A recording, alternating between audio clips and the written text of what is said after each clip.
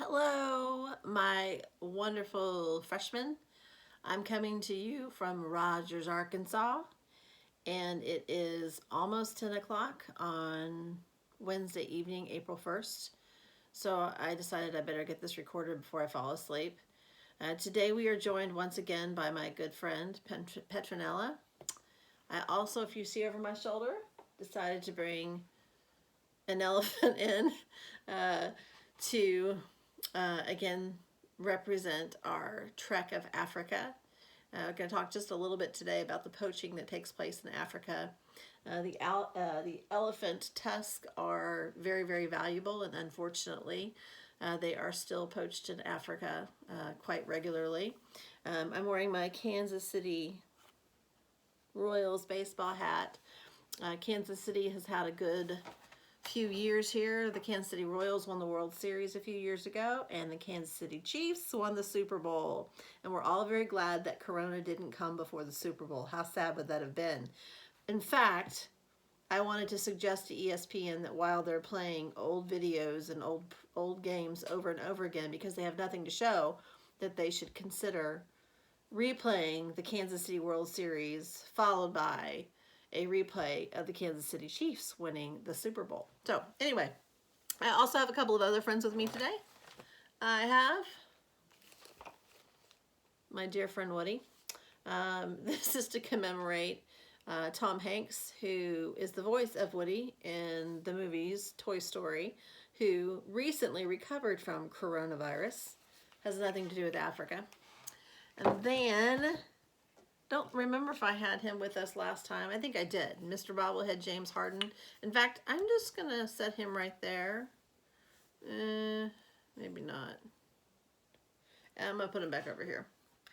All right, so anyway, today we are going to segue from southern part of Africa, very quickly move to the western portion, or the central part of the country. The central part of the country borders the western part of the continent and is part of the Congo Basin. The Congo River runs through there. It's very close to the equator. The equator, I believe, runs through part of the middle of that, and it's very, very hot and steamy and humid and sticky, but it's just prolific with all kinds of beautiful animal life, things that you would not necessarily see on the plains of the Serengeti. For instance, there are several different primates that live in the central and western part of the continent of Africa. The western lowland gorilla, the silverback, most of them are severely endangered for a whole variety of reasons, but we're going to talk a little bit about them today. This lesson is actually going to be a smidgen bit shorter than normal. I am really, again, full disclosure, have a hard time kind of staying on top of everything. I've gone back and found your emails, and I've started to input grades into a spreadsheet from everything that you sent me from before spring break. I'm still grading tests. And then I'm also having to do these videos and that sort of thing. So show me some grace and I'll show you some grace. Tomorrow, Friday, is supposed to be a day to get caught up. So I'll tell you what your homework is at the end of the lesson today. But I'm going to go ahead and jump on in. I have sent you a link to this video as well as a link to the PowerPoint. And like we've done before, I'd love for you to watch the video while you are previewing the PowerPoint.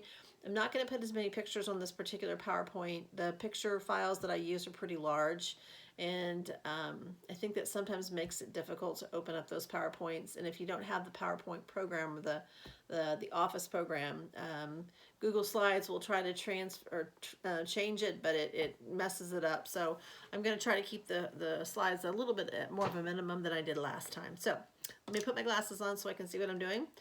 Our fact of the day today. In your Google Forms, there is going to be the fact of the day, and it's going to ask you to jot down at least 6 facts from the facts that I'm going to share with you today. I would also recommend that you print off the slides that have the text on them.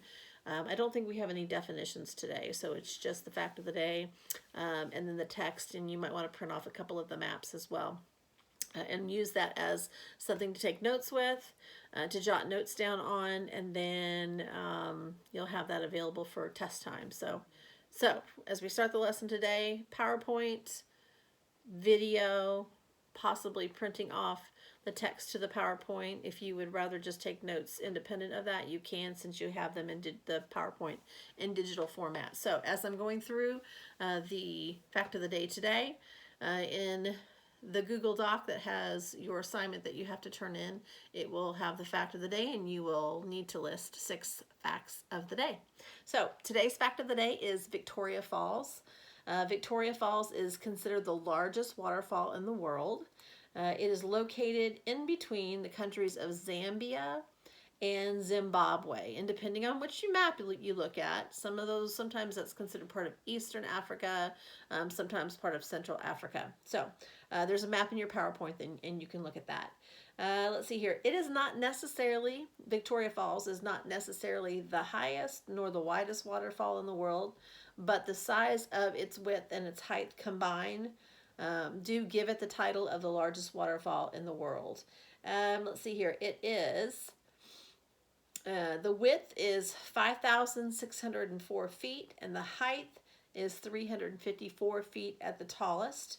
It exists on a flat plateau in between those two countries, and as you are walking along or traveling along, suddenly the earth opens up and it's just a big drop. And so because Africa has such seasonal rains, there are times where the waterfall is not as powerful and significant, and there are other times during the rainy season where it's like the whole earth is falling over those falls. Let's see here. One of the really, really cool things about the falls is that at night it creates what they call a moonbow instead of a rainbow. It portrays the colors of the rainbow based on the moonlight, because there's so much water and spray that pops up, and you'll see some pictures of that in the PowerPoint. Let's see here. The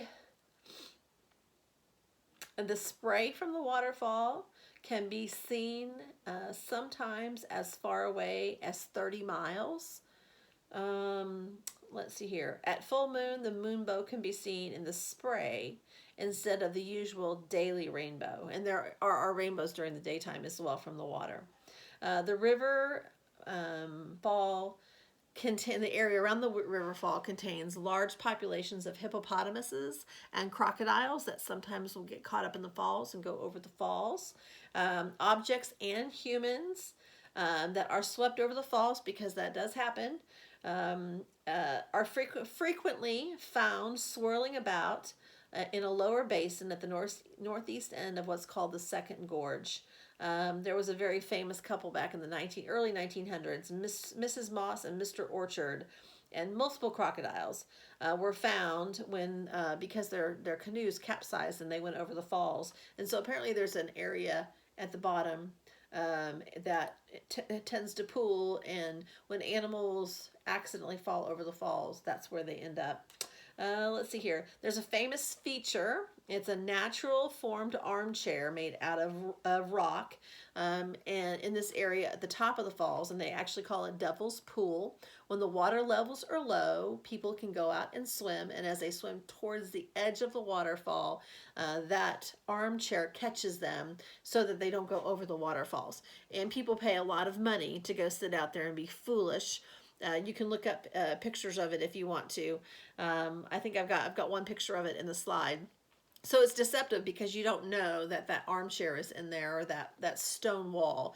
And so you can sit there and enjoy the water at low levels without the concern of going over the falls. Most of the pictures that I saw, there's almost always some sort of an attendant that's from that country that sits out there with people. A lot of times people are drinking, and they probably are making sure that they're not drinking too much. There's also a couple of wires that cross in front of that area so that if somebody does accidentally get too far, they can grab onto the wire and get brought back. I wouldn't personally do it. I think it's crazy. But if you are a daredevil or a risk taker, it would be something really, really cool to do. And that's called Devil's Pool. Let's see here. There are 35 species of raptors, and raptors are birds like falcons, black eagles, buzzards, and there are 35 species of them, and they apparently that's part of their breeding colony in that area. Probably lots of food for them. The person that the English-speaking person that discovered and named the falls, Victoria Falls, was a Scottish missionary and explorer by the name of David Livingstone. In Great Britain, he is very, very famous. But he lived and explored in the 1800s, and he was the first European that we're aware of that laid eyes on the falls and documented it. And of course, he named it after his queen, Queen Victoria. And so that's where the name Victoria Falls comes from. There's also a huge Lake Victoria that I believe he also discovered and named after Queen Victoria. I think that's about it. Let me see what else I've got here. The native language in the area where the waterfall is, the natives named it in English, translated in English, the smoke that thunders. And so you'll see different names for it. The English-speaking world calls it Victoria Falls, but it's also known as the smoke that thunders. There was one other, several decades ago, those two countries, Zambia and Zimbabwe, talked about creating sort of a touristy area there. There's also some animal reserves close by, hotels and that sort of thing in the area. So it does draw the attention of a lot of world travelers who want to go see the falls. They can stay there, but the average, I read somewhere, the average cost for a hotel in that resort area is over $600 or something crazy. So you might just want to make a day trip out of it. But it is an incredibly beautiful falls, and I think you'll enjoy the pictures that you see. There's also a short, I think it's about 2.5-minute video that somebody took on their own. It's got some drone footage and just regular videography. So I'd like for you to watch that. And just like last time, wherever you see the little film strip, I'll try to make an indication of this is when you should watch this film. So I'd like for you to watch that as you're going through the PowerPoint. Okay, I'm going to X out of that and go back to my PowerPoint. All right. Okay, in your PowerPoint, before we move on to the central part of Africa, I want to talk about just very briefly 2 countries that are in the southern part of the continent. So we're not quite leaving South Africa yet. On your PowerPoint, there are 2 maps, and they show you again the continent of Africa. One of them is a political map, and it shows you the countries. And you will notice as you look down in South Africa, which is where we were last time we got together on Tuesday. In South Africa, there are 2 countries that are landlocked by South Africa, and then another one is primarily landlocked by South Africa, but has a border with Mozambique. And those 2 countries are called Swaziland and Lesotho. I think that's how you pronounce it. And they're 2 of the poorest countries in Africa, and they have some of the highest percentages of the population that are affected with HIV and AIDS. And so in years past when I taught geography, we actually talked about the disease HIV and AIDS, or the virus that leads to AIDS. And I haven't really talked much about it in recent years, and that's in large part because there have been lots of advancements made in HIV/AIDS. They haven't found a cure for it. They don't have, as far as I know, there's no vaccine for it, but they have developed medicine that prevents, for instance, pregnant moms from transferring the virus onto their children. And so infant mortality rate has increased because children are surviving. because they're not contracting AIDS. There's also lots and lots of campaigns on the ground that try to encourage people to be tested for AIDS and HIV. Part of the problem is there was such a stigma with it in the continent of Africa and the various countries that people didn't want to know that they had it. And so they continue to live the way they'd been living before, and they would pass on AIDS to a number of their family members, husbands, wives. I read a terrible story, and I believe it was in my World Vision magazine, of a young woman who essentially was forced to marry a man who was much older than her, who really wanted a servant to take care of him and cook for him and clean for him and those sorts of things. And the first two children that she had died just days after giving birth, and she thought that she was cursed by God or something. Come to find out, she had contracted HIV from her husband, who probably didn't even know that he had it. And her babies were dying because they were contracting HIV. And so it was either World Vision or Compassion International. I can't remember which one. But she began to take this antiviral medication when she was pregnant a third time. And her third baby, her third child, did not contract the disease from her while she was pregnant. And so they've just made a lot of advancements. And so fewer and fewer people are dying of HIV. Fewer and fewer people are contracting it. There's more and more people are being tested for it and finding out if they have it. We actually sponsored another girl through World Vision, whose name was Anesu. And Anesu was also from Zimbabwe, and she was orphaned. Both her mother and her father had died of AIDS, and her grandparents were raising her. I don't know if she was HIV positive. They never told me that, but I'm assuming she probably was, since both of her parents were, and this was years ago, when probably this medicine was not available. So she moved out of their network and moved in with some other family members. I think maybe her grandparents passed away or her grandmother passed away. And so she was taken out of our system, and that's how we ended up getting Petronella. I just always assumed that she probably was an HIV kiddo, because both of her parents had died from HIV. So anyway, the countries of Lesotho and Swaziland have a very high percentage of their population that have HIV. At one time, the average life expectancy of a person living in Swaziland was 32 years of age, which is, just crazy. So anyway, I want you to take a look at that on the map. There's a few little bit of notes here about those two countries, Swaziland and Lesotho. Swaziland has a really cool flag. You'll see it on there. But both of those countries, as I said before, are surrounded by South Africa. Both countries have a relatively short life expectancy compared to the rest of the world. Botswana, which is north of those countries, north of South Africa, also has a very, very high rate of HIV infections in their country. The king of Swaziland is an interesting fella. He pops up in political conversations from time to time. I don't know that he is Muslim. That would be unusual in that part of Africa. But he has 15 wives. He practices polygamy, and he encourages the men of his country to have more than 2 wives. I don't know if there's a lopsided ratio of men to women. I don't know. But his father also had many wives. He was the son of one of his father's younger wives. So I don't think that they're Muslim. But I don't know if this is an African tribal tradition in his kingdom. I'm not sure, but I put a picture of him on the PowerPoint wearing traditional Western suit, but most of the pictures that you see of him, he's wearing kind of a tribal garb. And I didn't want to put that picture in the PowerPoint. So he's shown up in, there was a movie made about him and his family. I was watching Madam's Secretary, which is a TV series, and there was an episode where he and some of his wives came to have dinner with the Secretary of State, and just the awkwardness of that.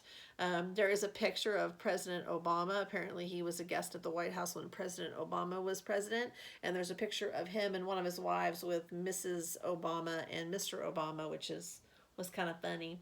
Anyway, I just want to draw your attention to those two little tiny countries. And then we're going to actually move on to Central Africa. So Central Africa is probably most known for the Congo River Basin. It is a tropical rainforest. It's very, very unlike the Serengeti Plain and the Sahara up to the north. It's just a completely different landscape than the rest of Africa. It's beautiful. Unfortunately, the western part of Central Africa is also the source of some of the African slave trade, and I'm going to save that for next week's lesson. So, but anyway, you will notice in your PowerPoint that I have once again, put the map that has Africa broken up into different regions based upon color, based upon United Nations designations, and I've also put the map from your book next to it that shows what they consider to be Central Africa. And as before, there's a little bit of difference between the two, but the primary thing that you'll notice is that the Congo River goes through Central Africa. So you have the Democratic Republic of the Congo, you have the Republic of the Congo, you have the Congo River, you have Gabon, Cameroon, Central African Republic, Angola, and you'll see the Congo River in both of those maps. So there's also a map that shows the various vegetation. You'll see in black where the tropical rainforest is located, and it's smack dab there in the middle of Central Africa. And I'm just going to read through my bullet points really quickly here. Central Africa, again, is dominated by the Congo River, the Congo Basin, and the tropical rainforest. Central Africa borders the Western Rift Valley, if you remember that rift on the eastern part of the continent. And so it borders that, and as a result of that, there's all kinds of beautiful waterfalls, such as Victoria Falls. Victoria Falls is actually, just to give, for those of you, if you've ever been to Niagara Falls, Victoria Falls is twice the size of Niagara Falls, so it's huge. Central Africa is home to all kinds of animals. We don't have time to go and spend a lot of time talking about the diverse animals, but there are two or three that I want to draw your attention to. One of them is the western gorilla. There's a couple of subspecies like the western lowland gorilla, which I think is the silverback. The male is called the silverback. One of the unique features of the western lowland gorilla, which I learned while I was reading up on it here, is that the male and female look very, very different. They're almost look like they're different species. Sometimes that happens in the animal kingdom. Sometimes you'll see that in birds, where the male and female, you can't even tell that they're the same species because their color schemes and everything are different. So like the male silverback or the male western lowland gorilla develops just this huge crazy thing in the back, and that the females do not develop. So they look like they're almost different species. So the western gorilla in particular is an extreme danger. I can't remember if it's in the book or if I saw this somewhere, but they had a chart that showed, they call it the most extreme endangered status. So they are protected in Africa. You can't hunt them. Poachers still try to go in and kill them for a variety of reasons, but there is a short video, maybe 3 minutes long, from National Geo that just takes kind of a snippet out of one of their episodes and shows the male gorilla with his female, they call it his harem, because there's one of him and there's several females, and the male gorillas, they kind of control one area of the forest, and they try to protect the females, in particular the babies, because if another male gorilla comes in, they will kill the babies. And I don't know if that's to make a statement. Not sure what that's all about, but that's what they do. So anyway, there's just like a very, very short video that I'd like for you to watch related to the western gorilla. Another really unusual animal in the rainforest of the Congo Basin is a animal that looks like it's half zebra, half horse, half deer. Really unusual. I call it the okapi. I've heard other people pronounce it differently. Okapi, I can't remember now. But anyway, I have a couple pictures of them as well, and they are just really, really strange critters. I have seen them at zoos before. I don't believe they're endangered, but they are unique to the Congo River Basin. So that is the primary thing that I want you to know about this region. There are a lot of things that we could talk about related to instability, terrorism. There have been a couple of significant civil wars that have taken place over the last few decades, but because we are limited on time and we're doing this, I'm not going to probably go there. I really want this to be more a lesson about the animal kingdom there and the tropical nature of these countries. So there are a few pictures. Again, I didn't put too many in here. Most of Central Africa looks like a rainforest. And there's, oh, I know the other thing I was going to tell you. Gabon, which is on the western part of Central Africa and it's up against the coast, has some, they call them the surfing hippos. The hippos, which don't normally imagine them to be walking along a beach, they love the ocean front beaches and they love to swim in the waters. And I assume they might be looking for fish. I don't know. But elephants, forest, a jungle, or I think they're called forest elephants, also love to walk along the beach. And so I had a documentary about that and I can't access it for you because it's on one of my, I don't know if it's Prime account or something, and not everybody has access to that. So unfortunately I can't show it to you, but I did put a couple of pictures of them in here. You can Google on YouTube surfing hippos. It's just crazy and unique. So I didn't put one in here, but if you want to look up one on your own, you can. And so that concludes my lesson for today. So I have a couple of things that I want you to do in a Word doc, or a Google Doc. I want you to do the fact of the day. I'm also going to assign you a project.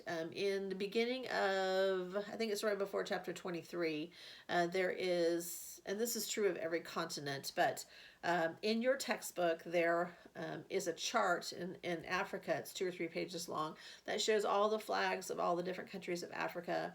And it also shows a whole bunch of statistics related to each of those countries, like the average life expectancy and the population, how many people in that country own televisions, and they compare it to the United States so that you can kind of know. At the bottom of the chart is all of the same statistics for the United States. It shows how much the average person makes in a salary, those sorts of things. And so there's some questions in there. I want you to look at that chart, and the questions are going to be things like, which of the countries of Africa, name the top 2 poorest countries of Africa, name the top 2 countries with the lowest life expectancy, name the top 2 countries, the 2 wealthiest countries in Africa. Find the country that has the largest population. So there's a list of those that I want you to complete. And then for next Tuesday, you're going to have a reading quiz. You're going to be reading, I think it's chapter 23, section 1, which is Central Africa. And that will be listed in your instructions as well. So I think that's it for me for now. Again, I hope that this is making sense and I have not completely confused you with instructions in Google Classroom, instructions on here.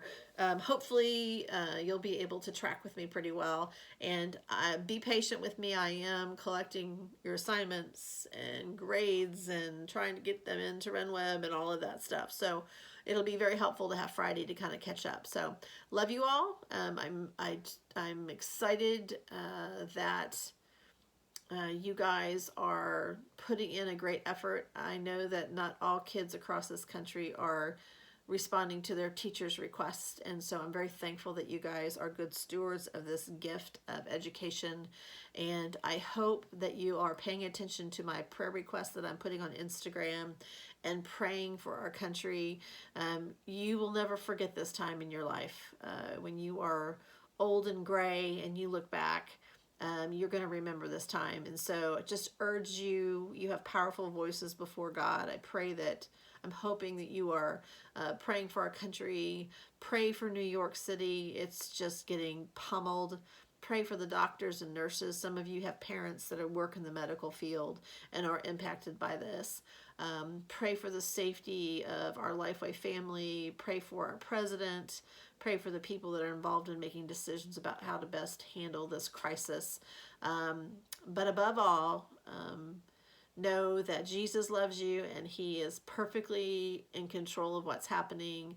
And I just encourage you to fix your eyes on him. Don't get drugged down into despair. He knows what you need, and he knows what we need, and he's on it. So anyway, I'll see you guys later, and email me if you have any questions. Bye.